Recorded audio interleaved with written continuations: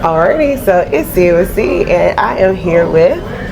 I'm Regina Davis. And usually when we are on a ship together, we tend to give you tips or review of how the cruise is going. So, Regina, is this your first time going to Alaska? This is my first time in Alaska. But you're not a newbie to Celebrity. No, not at all. This is my 5th Celebrity cruise. And this is my 2nd. So I think between having a full week of sailing to Alaska as well as having been on Celebrity a few times, we have some tips that we can share with you for 1, how to do, I guess, Alaska, and 2, things you should probably know for Celebrity. So which one do you want to do? General ship or Alaska first? Let's do the ship first. How about that? Cool. So Celebrity Edge was the first in the Edge class ships. What makes you think the Edge class unique? Because you've sailed all of the Edge class? 3 of the 4. 3 of the 4 Edge class ships. 4 of the 5. A lot of Edge class ships. So what do you think makes the Edge class unique? What makes the Edge class unique, it's not like some of the other cruise lines where what makes it different is that it's so big or so large. It's not that. I think they've taken a lot of the elements of kind of being a little upscale and luxury that you see across all of the Celebrity ships, but what they've done is they've really modernized and put a lot of like the new like 2024, 2020s type, like from technology to just like the layouts, the interiors, the decor, definitely very, very present and forward thinking. So I think that's what sets it apart compared to the other classes. I like this class of ship, particularly for outdoors. However, this initial take on it, I think, is perfect for cold weather cruising because you can't utilize, like when we were on Ascent together, which we didn't get to review, but when we were on Ascent together, Ascent has a lot of great outdoor areas where like they have cabanas and recessed seating and plush lounge chairs, all of that. This class of ship still has the traditional open areas where you just have loungers, that kind of thing, without some of the enhancements. So I think it actually is a good ship for Alaska because you're going to be indoors a significant portion of time. So, and if you think about, and I know you guys can't see it the way we can, but where we're currently seating right now is in an area called Eden, and we're looking out the window at like mountains. So I'll insert some video as we're talking. So I'll throw in some B-roll clips as we're talking so that you can see some of the elements that we're talking about. So yeah, Eden actually, while we're on the topic, is one of my favorite areas and one of the consistent factors across all Edge class ships, because I'm guessing all Edge class ships have an Eden. Yep. And Eden has 2 places that you can eat. There's a Eden Grill Cafe. Eden Cafe, and then there's Eden Restaurant, which has like earthy and vegetarian, plant-based options. There we go. While we're also here, this has kind of like a solarium feel. It does. This is kind of the solarium if you have clothes on. Right, not pool attire. But. Not pool attire, but like I have this whole jumpsuit. My jacket is back here because it's pretty warm. In here. Also, Eden is where you will find there's a mixology class going on behind us. They have rotating entertainment nightly and throughout the day. So it's a cool place to just relax, lounge, read a book, have a glass of wine, and your favorite cocktail. They also have plant-based cocktails here. They do. Cool. So yeah, one of my favorite areas of ship is Eden. If they're not following you in Eden, Regina, where can usually people find you on this type of ship? Well, one place is the Martini Bar. Yes. The Martini Bar. Cheers. Yes, the Martini Bar is centrally located. It's in the area called the Grand Plaza. And so it's in an area, it's right in the center. So as you're walking through the ship, you can always pop your head over, see what's going on. They have everything from live music down there. They do live bands, they have games, they have silent discos, they have just all kinds of stuff. Oh yeah, with our cruise director. Yeah. Martini Bar is kind of the hub of our Edge class ships. Is also another area that's the constant. And what I love about the Martini Bar is, yes, I'm a solo cruiser and I like my little moments where I can like dip into a nook and cranny and read a book. However, if you want to socialize, engage, especially if you're here with a large group like we are, You walk past the Martini Bar, you are going to find somebody that you know. And the way that it's set up is like even around the bar, there's a lot of really great seating. There's like little couches and there's seats. So if you don't want to be like right at the bar, you still are getting the vibe from being around the bar, just from the surrounding area. For sure, for sure. For me, if I'm not in here, I actually like the True Solarium, where you can have your bathing suit. And cold weather cruising. The first day it was too cold outside and a little brisk in the solarium, so they provide you blankets, which was a really great touch for this cruise. And I kept my blanket the whole cruise. I'm giving it back. I'm giving it back to them. But I kept my blanket. Any other unique features that you want to share about the Edge class ship? Unique features. I'm sure there's some. The little mystery mirror hallways that are on Edge class. Those are unique. Yes, they are. This one, and each one is different. So this one is kind of like a spooky. It looks like you're going into the woods. Yeah, it's like they look kind of like trees, stumps going through. It's hard to describe without seeing it, guys, but it's like this mirrored kind of hallway, walkway, almost like a fun house. If you've ever been to a fun house with all the mirrors that make you look odd, it's kind of along that kind of vibe, but it's really cool, and it's only on the Edge class ship, so that's something that's unique. For me, if I'm not here, the solarium, third spot I will offer is Il Bacio. Oh, the cafe. Yes. Great place for people watching. It's one floor up from the Grand Central area, the Central Atrium area. But they have bar service, so there are people in significant bar service. There's at least 3 or 4 waiters, at least 2 or 3 waiters who are rotating. You can have coffee, tea, wine. They also, I think, have a couple of cocktails. That's another spot that you can do people watching. And getting into the Alaska portion of this, it is where you can do a lot of good whale watching and sightings. I saw one today, actually, a whale tail.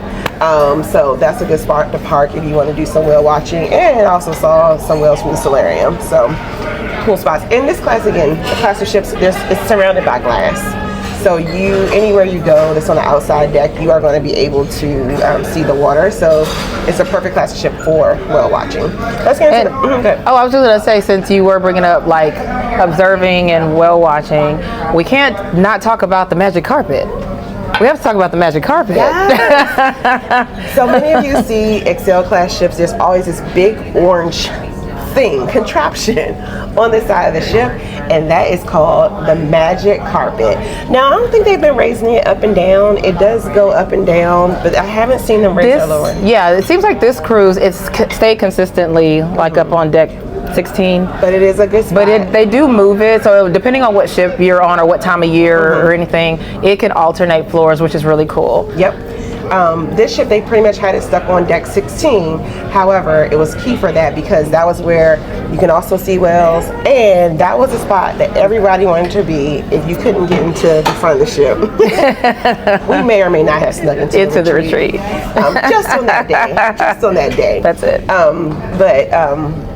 If you want to get a spot there early, some members of our group got there like 4:30 in the morning for when we entered into the Endicott Arm, and you get almost like eye level view of the mountain ranges. Yeah. However, my secret is, honestly, I like being inside in a lower deck, or if you find a lower deck and go outside, or if you have that ocean view or balcony that's outside, lower deck, you are on like eye level with icebergs. Yeah, you really are. And that's one of the great things about Celebrity Edge is because it has so many places that have good visibility outside. When you're seeing things like the glaciers and things like that, you can go so many different places and capture different views, which just makes the experience that much more. And there's nothing like seeing glaciers in person, like nothing like it. Cool. So we've hit some of the major areas that make this class of ship very unique. Food. Everybody wants to know about food or drink. Oh, the food. Now, I was let down. You were let down on the food? I think so. What? There were nights that some of the restaurants were misses. Really? Really? Yeah, we went into Tuscan one of the nights. It was a miss. I spent most of my time in the buffet Oh, did you? Okay. this time. So the first night, there were long waits to get into. So first off, this ship concept will have you, is no main dining room. You have 3 restaurants that you get to choose from. The first night, be prepared if you did not get dining times, which I did not get dining times. We had to wait, or you had about an hour wait, I was being told, to be seated. Oh, really? I will say throughout the cruise though, like last night was lobster night and I was able to walk right in. So it gets better throughout the cruise if you can't get those dining times. So I would say try to lock in your dining before getting on the ship. Yes, and one tip to add to that, so if for some reason you forgot, something happened, you didn't get your times, one tip is that when you get on board, as soon as you get on board, go to the dining room and you can actually change your time or book your time if you want. We had to do that, like for my sailing, I was booked on, like, I think it was early dining, like 5:30 dining, and I didn't want that. I tend to like to do open, like what they call celebrity select, which means basically you eat whenever you want. And so I was able to go down to the dining room as soon as we got on board and was able to say, hey, can we change that to open? And it was no problem at all. So if you do have any concerns or issues or change your mind, just handle that when you get on the ship and you should be good. So the key is don't freak out. I know we had, we had a couple people in our group. We were sailing with a group of 150. Shout out to Melanin at Sea Facebook group. Melanin at Sea. They got out of the group chat and onto the ship. So we have a group of 150 people, and that was one of the things pre-cruise that some people were freaking out about, like, oh, all the dining times were taken and we didn't get a seating. They're gonna make sure you are fed. Yeah. And if you're like me, I'd rather not spend a whole lot of time in my dining. I want to spend time exploring the ship and doing activities. So I was a buffet girl. I only got to the actual restaurants maybe like twice. And on Celebrity, the buffets are good. So it's not like it's a downgrade to like go to the buffet, not at all. Yeah, I felt like the food picked up throughout the trip. So some of you have watched our, we went live from the rooftop garden. Oh, yeah. If you have not seen that, I'll be probably inserting a replay link in the description. So a few of us went, and that was like day 2. And there were people who weren't excited about the food. I feel like the food has gotten better throughout the cruise, but there are going to be some hit and miss nights. And that's what, that's in general with anywhere. But I mean, I'd say, like, personally, it was more consistent than not, I would say. Yeah. And then today, we had 2 pretty outstanding moments in the buffet this week. We had the coordinators of the group cruise. Yesterday. First off, Celebrity has really been rolling out the red carpet for our group. They really have, Which is awesome to see the appreciation for, diverse travelers of diverse backgrounds. So they've just been really attentive. We had a cocktail party last night. They immediately were on it. They knew we were going to have bad weather. So they gave us a perfect venue in the rooftop garden, which would have been beautiful. However, we're in Alaska. We got lucky on our first day, but we got Alaskan weather on the 3rd. We had one beautiful day. Right, one. And then it got cold and rainy quick. But they quickly relocated us from the rooftop garden to the club, and the captain came. Oh, I was just gonna say one thing too, just Celebrity and their attention to guest service and detail. They personally sent all of us letters to our room with the Melanin at Sea logo stamped on them to let us know of the change. Of course, our host had let us know about the change, but Celebrity went that extra mile and actually had letters sent to our staterooms to tell us. So shout out to the guest service there. So with that said, we would recommend, if you are considering doing a large group, because I know we've done other cruise lines that really didn't know how to handle large group. Well, only one in particular I think did not do a great job with our group. However, I would say of the 4 cruises that I've done with this large group, Celebrity has been the most attentive to really handling a large group and making sure that they put on personal touches, like the executive chef talked to the host, and he asked us, what would your group like to eat? And the host, we have a lot of individuals from Caribbean backgrounds. They said we want oxtail and rice and peas. And, you know, they were kind of thought maybe they were blowing smoke up their butt. And no, we got to the buffet a couple of days later and there were oxtails and rice and peas. Now, where they found oxtails in Alaska, not my business, but I ate them. Yeah, they were very good. And then today was the seafood extravaganza. Yep. Which I was surprised to see. I thought maybe it was just a scent preview thing. Yeah. But they had seafood today. So just know that that's going to be a crazy day, though, in the buffet. Yes. Cool. What else about Celebrity Edge we want to... Oh, that's not we... So we talked about food, which I would say most part Celebrity is pretty strong with food. Just a couple of little spots here and there. But I would say overall, a good option for food. Let's get into entertainment, because I don't think we've gotten into that much. I only got to one show this cruise. I've been really enjoying, like, this is the perfect place to just sit with a cocktail. Yes. People watch. But there are activities and there is entertainment. So what have you thought about activities, or what activities have stood out to you in the entertainment? Oh wow! So I probably made most of the entertainment on board. Their Celebrity does do, so overall Celebrity does a really great job with their production level shows. One that really stood out to me was there was a singer that we had. Her name is Savannah Smith. She is like a Vegas performer, you know, woman. Her show was about like a tribute to divas, so like the women that she really admires in music and things like that. She had the most amazing voice. Her voice was absolutely incredible. She could do any genre of music. The standout performance for me was she did a cover of Midnight Train to Georgia by Gladys Knight, as you all know. Gladys. And when I tell you, sis killed it. I was very like, whoa, that came out of your mouth. Like, she was excellent show. So I think that's a standout one for me. And she's gonna do like another performance tonight, like a surprise performance. So I have to catch her because it is the last night. So I know I gotta pack. But which show did you make it to? I only made it to the funk show. Oh, Feel the Funk. Okay. Feel the Funk. Yeah, there's a whole show called Feel the Funk. I will say, amazing dancers. I would say that dancers actually drew me into the performance. Not that the singers were good too, but the dancers were like dancing with their whole body. And I don't know who this young lady is, but she's like a little pint-sized thing about this big. And sis, when I say she moved every joint in her body when she was dancing, it was wonderful. It was a diverse spread of music. But what I've really been enjoying is in the Martini Bar area. There usually are musical acts throughout the day. So you're having your martinis and somebody's coming to either DJ, which I was sitting there and I heard Sade being played. I thought that was a big deal because they're playing certain things you just won't hear typically on a cruise ship. Yes.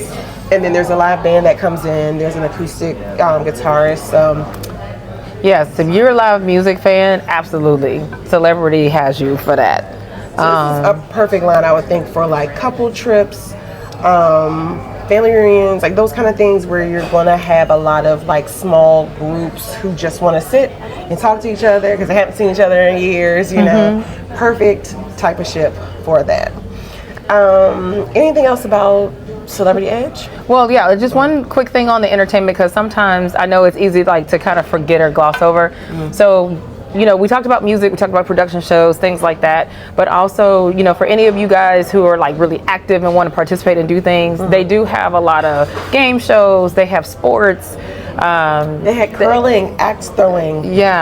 Some other things. So there's a lot of that kind of stuff. They have like bean bag tosses, but they do have like competitive sport types things. Of course, depending on the weather, the outdoor activities may get changed. But so if you're like more sports or affiliated and want to do things like that, Celebrity does have that too. So just didn't want to miss that. Cool. Let's start into Alaska, the final frontier. I know, Alaska. I never thought I would be in Alaska. Or I didn't know how I was going to get to Alaska. It's one of those places you learn about it and you see like maybe some National Geographic or something about it. You see pictures. But to actually envision myself here, like in real time, wouldn't have thought this year I would have been here. Yeah. Cool. So yeah, it's been great to see Alaska, and coming out of Seattle is perfect. Pretty easy peasy with coordinating. You just fly into Seattle. I will say, so let's get into tips. Okay. Tip number one, particularly if you are not on the West Coast, and particularly if you're flying in the summertime and from the East Coast, give yourself plenty of time to get to Seattle. We had a number of individuals in our group of 150 who had delays, who had cancellations. One or two just stayed in the airport, and thankfully they left 2 days early. I usually am not like but I got here on Tuesday. I got to Seattle. I had a really late flight, so I got to Seattle about like 11:30 p.m. on Tuesday. So almost 2 days before the cruise, but I've never been to Seattle before, so I wanted to explore, and I wanted to be able to like really see the city. I have not seen the city yet though. I went to wine country. So my exploration looked a little different. Yeah. So were you, any tips for like cruising out of Seattle, that kind of thing? Oh yeah, I mean, I think the biggest one you made was about being here early and just prepare yourself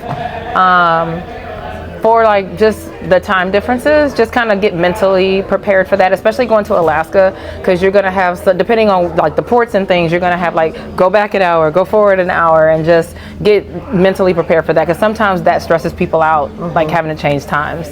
So absolutely be prepared for that. The Seattle cruise port is very easy to navigate.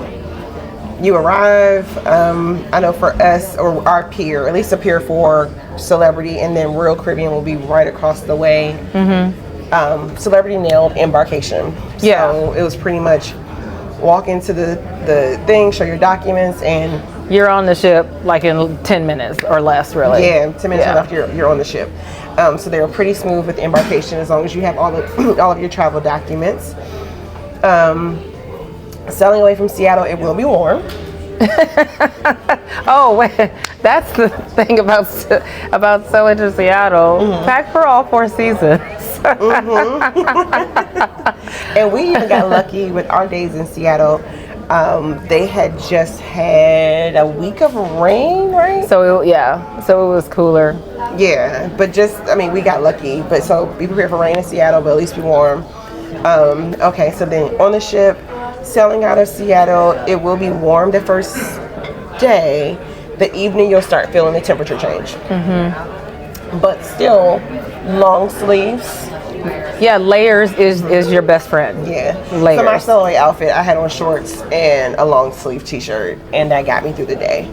And even I'll say in Alaska, our first stop in Alaska when we got to Ketchikan, it was unusually warmer in Alaska than what we thought. So we were already bundled up to get off the ship, but then when folks came back on, it was like, no, I need to take off some of these layers because it's actually warm. So just be prepared. The second day you will start feeling those temperatures change. And then the ports, Ketchikan, we actually caught the unusual day. I was told in Juno usually, I was telling one of the van drivers that we had a perfect day in Ketchikan, and he was like, what? He was like, it rains 300 days a year in Ketchikan. So the fact that we had a bright and sunny day was unusual in Ketchikan. What did you do in Ketchikan? In Ketchikan, we went to a town called Saxman, which was like a town of like native people. They're called like the Tlingit tribe. They have a lot of different clans, so we went to like go learn about their land, the history, experience some of like their ritual like dances and things of the culture, and also learned a lot about the history of totem poles and like really how they're made and how they're shipped and things like that. So it was a really good like I really like cultural immersion, so it was really good to like learn about the native indigenous people. In Ketchikan, I did a crab excursion. We booked it through Shore Excursions Group, which has a guarantee return to ship. So if you're worried about using a third-party vendor, they guarantee you back on the ship. But read the terms and conditions. We're not liable. Right. We're just telling Always read. We're just telling you what we did. We're not telling you what to do when things go wrong. We did Dungeness crab tasting. which was, for me, it was good because the first one, I thought I didn't like Dutchess crab. So I really just booked this excursion because I was like, I just want to be with the group. So I had really low expectations, and the crab meat was fresh. They're going to rush you a bit. Oh. I think it was, when they say a 90-minute experience, they mean like exactly a 90-minute experience. But they're going to show you how to crack crabs. They throw in a cute little game to see who can stack the highest crab tower. Amazing cheesecake that everybody really liked. And then, of course, round trip transportation, where we had a little snafu. A lot of the transportation options you'll find in Alaska are like older buses. Our bus broke down, but it broke down in the best possible spot it could break down. We broke down in like a glen. We were over a bridge where historically you see bears. And we weren't anticipating seeing bears, and a bear popped out. The guy was like, if you're gonna see one, you'll see one here. He was like, oh, but usually you won't see them until 7 p.m. We got lucky. It was like 12:30 p.m. and a bear decided he needed to have lunch, and we got to witness him hunting salmon. So that was cool. Did I do a second excursion? Catching was action throwing? The lumberjack, Not lumberjacks. Okay. Mm-hmm. So then we did the traditional cheesy lumberjack show. It's cheesy, but do it once. Fun. It's cheesy but fun. Do it once, and it's a really good family-friendly excursion. Mm-hmm. They split you up on two sides. They give out prizes to kids, which are like postcards, some kind of thing. So it was kind of a cool thing to see. They call it, what is it, wood gaming or forest gaming? Yeah. So yeah. It's a good like Alaskan thing to do. It is, and you'll find that it's going to be one of your cheaper excursions. That's true. Because excursions in Alaska are expensive. Alaska is expensive. Alaska is expensive. Just anticipate every excursion is going to run you about $200. So prepare yourself. And that's what, 3 ports, 4 ports? Well, I'm not going to count Victoria, but 3 ports, each port, yeah. Those excursions cost at least $200 per person. So that's the benefit of solo travel sometimes. God bless the families. So we finally got the Alaskan weather in Juno and in Skagway. Yeah. What did you do in Juno?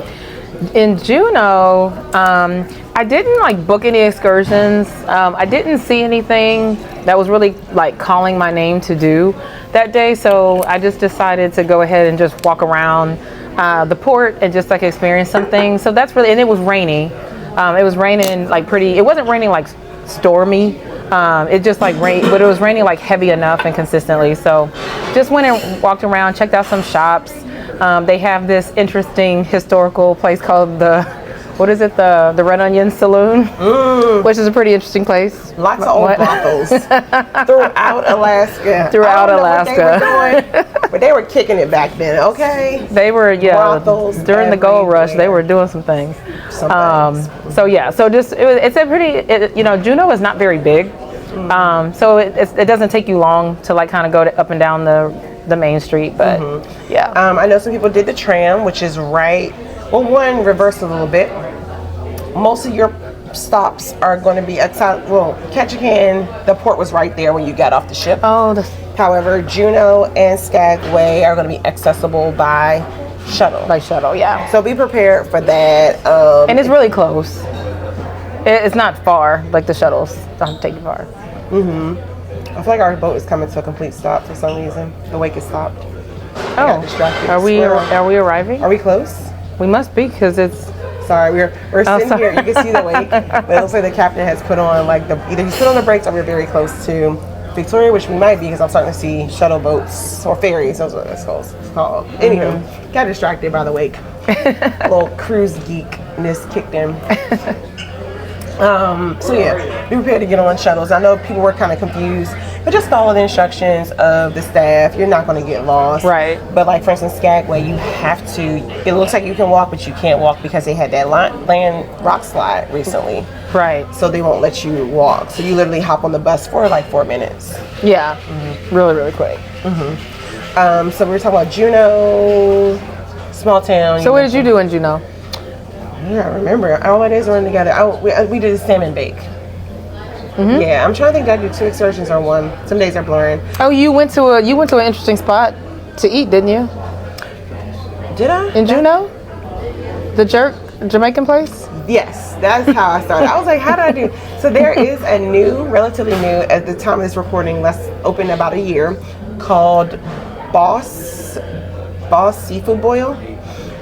PETA, shout out to PETA and Alan of My Cruising Family. They found it. Woo-hoo. Yeah. So it's about a 10-minute walk from the port. I will say my tip for Juno is walk on the boardwalk side. Yeah. The foot traffic in Juno is crazy. It is, and the sidewalks are not that wide.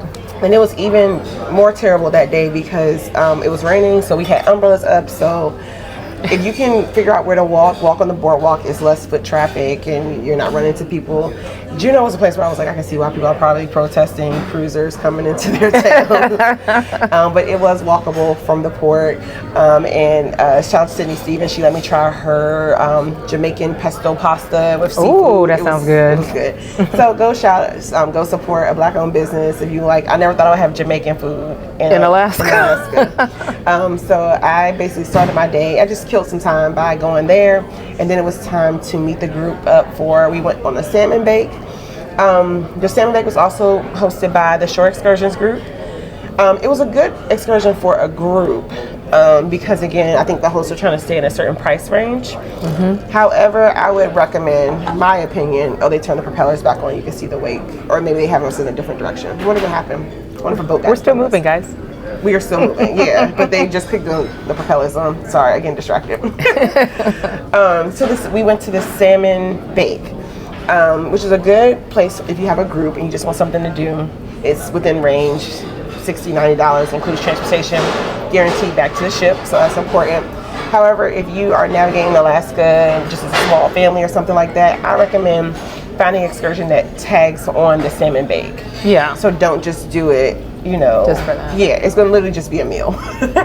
It's fresh salmon, someone's cooking it over a fire. It's cool to see, but what you can do is you can tie either the gold, panning for gold, yeah. or there are a lot of whale watching excursions coming in as we were leaving. Yeah. And then they get the salmon bake. So I would say if you can find the package that has something else, it's a good value. Yeah. But if you are coordinating a group and you're just like, hey, we want our group to do something together, but we don't want everybody playing arm and a leg, it was a great option because there's a lot of nature around. So you get marshmallows, there was a waterfall, there was a cave, and they had a little bit of gold panning there too.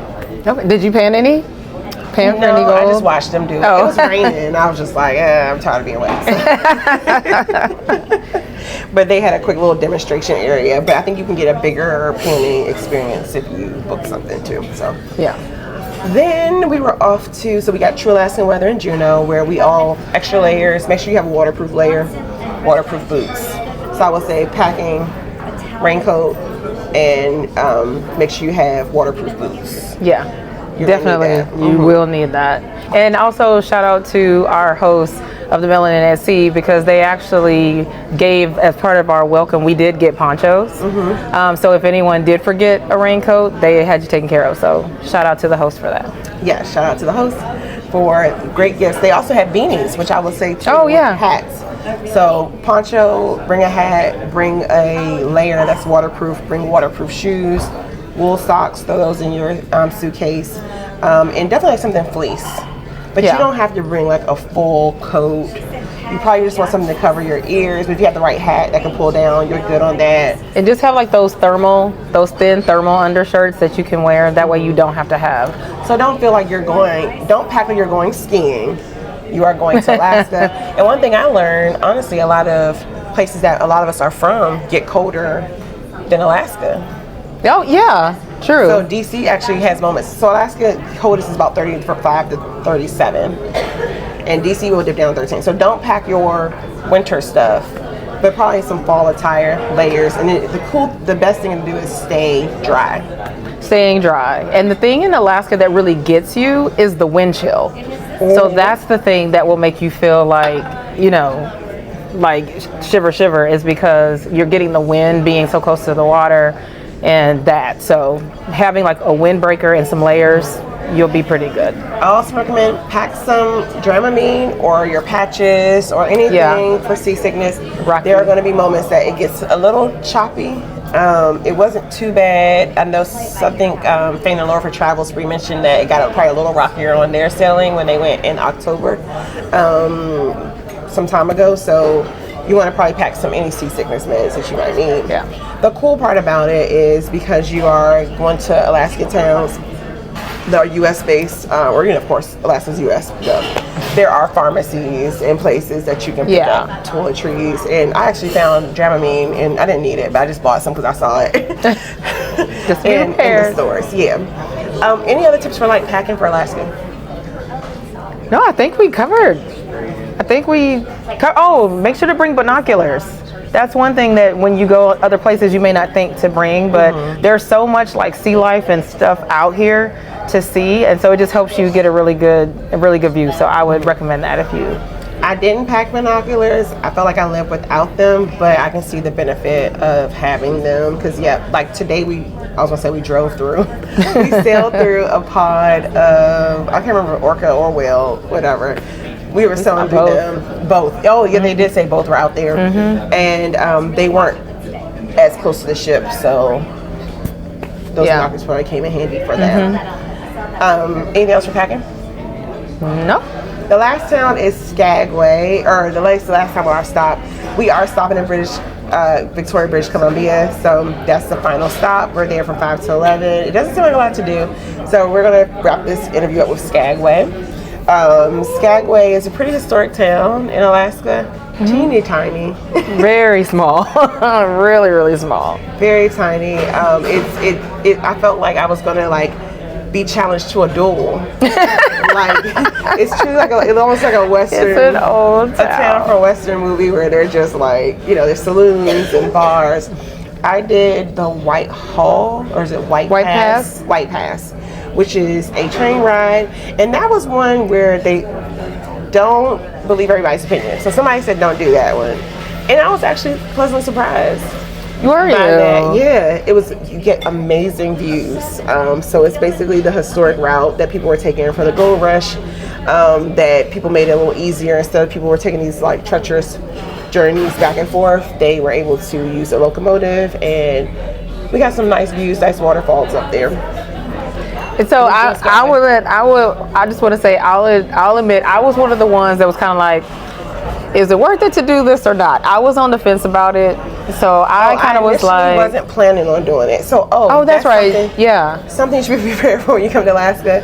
Be prepared that your excursion might get canceled. Yeah, because of this lovely weather. Particularly because of the weather. Particularly if you are doing anything that requires flying or some of your more hardcore outdoor activities, like some folks were doing dog sledding and glacier walking, and I was planning on doing canoeing, and I found out my excursion was canceled. So I actually rebooked to get on, because I was like, I don't know what else to do, so I got on the Whitehall Railroad. And so I wasn't planning on doing that, but because I didn't want to just not do anything in Skagway, I did it. But it was cool to see some of the sites, historical stops. And before I got on the ship, I finally got the king crab. Alaskan king crab, and that was the whole experience. First off, just like you budget for excursions, budget for your king crab. Yeah. You're gonna start at about $80-ish, at least in Skagway. I did not price it in Juno. Where did you eat it? It was a place right at the port. The Red House. The Skag House. Not the green one, but the red one. Oh, okay. I don't remember which one I went to. There was a green one right next door. Oh, okay. Okay. I went to the red one, but there's also a green one. And when you're like, what, red and green? When you get into the parking lot, you'll see exactly what I mean. There's going to be one red restaurant, and then there's a green restaurant, and it's very. I recommend eating there because you are right steps from the shuttle. Yeah. So I went in there we were on board at 5:30. I walked in there at 4, and I had my food, and I was done about 4:45. So it's doable if you do an excursion and you want to hurry up and get something to eat. At least, and as a solo person, I'm not sure how long it would take to have a family. But king crab, save your pennies. Your smallest leg is going to start at 83, and of course they're going to upsell you. And of course I was a sucker for the upsell, so I took $129. $129 leg, which is pretty massive. And then she was trying to sell me. She was like, "Oh, we found one more mammoth leg." Like, don't you want it? Sis. So that is worth it. It's worth doing. Somebody's like, "Well, you can get a king crab somewhere else, but you gotta try Alaska." And some people say they're really from Russia. Aww. I don't know. Just do it. Do it. Regina, Indy, it's been a great interview. I think we gave folks a lot of tips for preparing for Alaska, things that we learned, trying to avoid overpacking and over preparing, but make sure people are pretty prepared for all the weather elements, how to book excursions, those type of things. Any final thoughts for preparing for sailing out of Seattle or sailing to Alaska? My main tip would just be make sure that you just absorb all of this nature that you're taking in when you come. Like, don't come with any like preconceived ideas. You can prepare as much as you can. Be ready for anything, be prepared, be flexible, and enjoy it. Like, this is like beautiful, like all of the scenery out here. So I think we covered like all the tips. Just enjoy. And I recommend, you could fly into some of these places, but I recommend cruising to Alaska because you cover a lot of ground. You get to see a lot. I know there are different parts because we even have a person sailing with us who teaches in Alaska for periods of the year, and she was like, even this portion that we saw is so different from where she is, which is more in the tundra marshland. So we got a variety of experiences, but if you're looking for a very convenient option, you don't want to think about flying, you want to know where your food and all your entertainment is going to be, I highly recommend that you try cruising to Alaska. Seattle's accessible. I think it's less fussy than if you were to cruise out of like Vancouver, because you don't need to do all the if you cross over in your excursions, you will need, or if you cross over to Canada and you get off of the excursions. So for instance, the White Pass, if you stay on you use the train option, you don't need your passport because you don't get off the train. However, our group took one where it was train and bus, and they had to have passports because they stopped. They crossed over. Yeah, they crossed over.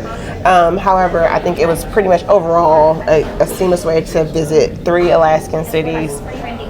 You're seeing glaciers, you're seeing wildlife, you're seeing flora and fauna, which is a word I haven't heard that much since flora and fauna. High school. And cool. And of course, on Celebrity, you can book that placeholder. So if you are on a Caribbean cruise and you're thinking, hey, I might consider, cruising on Alaska on Celebrity, get that $100 placeholder because it locks you in for 6 months. We are both travel agents, so you can reach out to me at cwc@gmail.com if you want me to book you on an Alaskan cruise, or you can reach out to... you can reach out to me at hello@funluxtravel, and that's LUXE, and I'd be happy to provide you with a quote as well. Yep, so I would highly recommend that $100 deposit. Get it while you're on the ship because it throws in onboard credit and gets you some decent deals. But yes, see Alaska. Yes, see it, do it. You owe it to yourself. Absolutely. To do it. This is CWC. Thanks for chatting with me. Like, comment, subscribe, and I will see you in the next video.